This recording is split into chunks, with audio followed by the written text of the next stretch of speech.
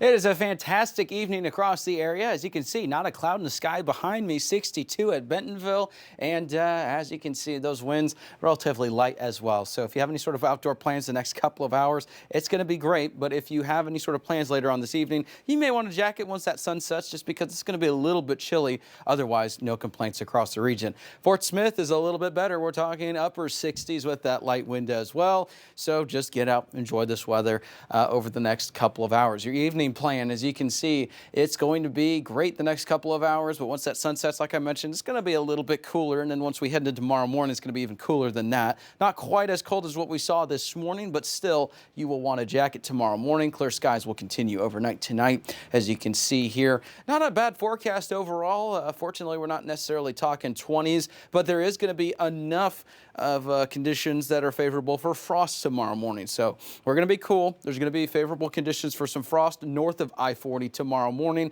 So cover those plants that you have outdoors. I know many of us have put some plants out there recently. It's just that mid-April freeze that we typically get around this time of year. We always get at least one or two that sneak up on us. We got a frost for tomorrow morning, so thankfully not a freeze.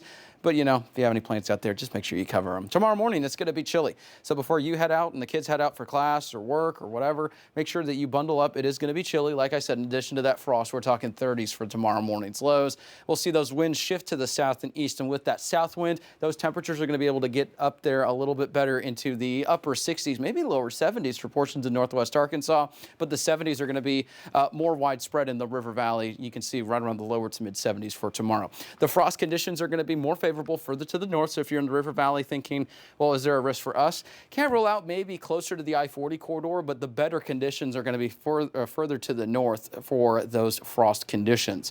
The other thing that we're talking about, we transitioned over from an impact with storms and other weather impacts, and now we're talking allergies. And, I'll take this over the other impacts because at least this one's a little bit more manageable. You can see grass and tree pollen. They're at a medium to high levels, and it wouldn't surprise me with that next update if maybe we see a little bit more of mold just because we had all that rain across the area. That's from our friends at Hedberg Allergy and Asthma. So that is the latest update we've got there.